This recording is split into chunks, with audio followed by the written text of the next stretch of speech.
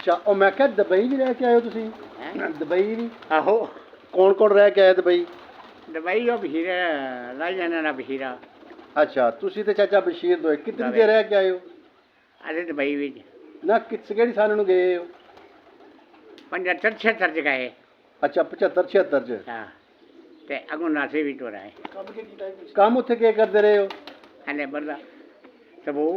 ਅੱਛਾ ਅੱਛਾ ਜਿਹੜੇ ਬਲਾਕ ਸੀਮੈਂਟ ਅੱਛਾ ਬਲਾਕ ਦੋਏ ਇਕੱਠੇ ਗਏ ਦੋਏ ਇਕੱਠੇ ਹੀ ਆਏ ਹੋ ਲੈ ਫੜ ਦੇ ਧਰ ਕੇ ਅੱਛਾ ਤੇ ਅੱਪਰ ਚੜ੍ਹਨੇ ਮਿੰਡ ਦੇ ਅੱਛਾ ਹਾਂ ਠੀਕ ਹੋ ਸਰਕੇ ਅੱਪਰ ਲਾਣੇ ਅੱਛਾ ਅਬੂ ਧਾਬੀ ਅਨਾਇਨ ਦੁਬਈ ਸ਼ਾਰਜਾ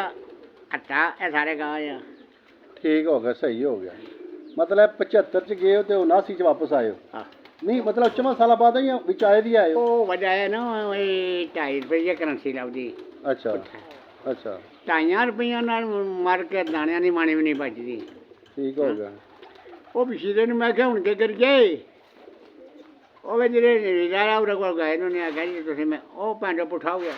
ਕਹਿੰਦਾ ਤੁਸੀਂ ਮੇਰੇ ਕੋਲ ਨਸੇ ਮੈਂ ਛੁੱਟੇ ਨਾ ਬਣਾਉਣ ਅੱਛਾ ਟਿਕਟ ਲਿਆਓ ਆਪਣੀ ਜੀ ਆ ਪਾਕਿਸਤਾਨ ਅੱਛਾ ਅਸੀਂ ਉਸ ਤੋਂ ਟਿਕਟ ਲਈ ਤਾਂ ਕਰਾਚੀ ਲੱਥੇ ਕਰਾਚੀ ਲੈ ਕੇ ਰੱਖਾ ਹਾਂ ਤੁਸੀਂ ਨਸਣੀ ਵਾਲੀ ਗੱਲ ਕੀਤੀ ਫਿਰ ਕੀ ਕਰੀਏ ਆਣ ਕੇ ਫਿਰ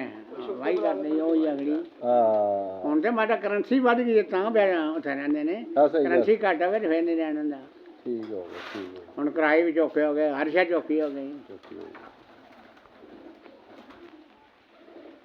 ਗਿਆ 75 ਜਾਂ 7000 ਦੀ ਜੋਗ ਦੇ ਕੇ 7000 ਦਿੱਤਾ ਕਿਤਨੇ ਜੋਗ ਦਿੱਤੀ 7000 ਦੀ ਹਾਂ ਉਸ ਵੇਲੇ ਠੀਕ ਹੋ ਗਿਆ ਫਿਰ ਆਣ ਕੇ ਮੰਡਵਾ ਉਹੀ ਬਣਾ ਦੇਈ ਠੀਕ ਹੋ ਗਿਆ ਹੈ ਇਹ ਵੱਡ ਵਾਲੇ ਉਤਾਂ ਗਏ ਹੁੰਦੇ ਗਏ ਨੇ ਠੀਕ ਇਹ ਹੈ ਬਾਹਰ ਨਿਕਲ ਗਏ ਨੇ ਠੀਕ ਹੋ ਗਿਆ ਸਹੀ ਹੋ ਗਿਆ ਜ਼ਬਰਦਸਤ ਹੋ ਗਿਆ ਜੀ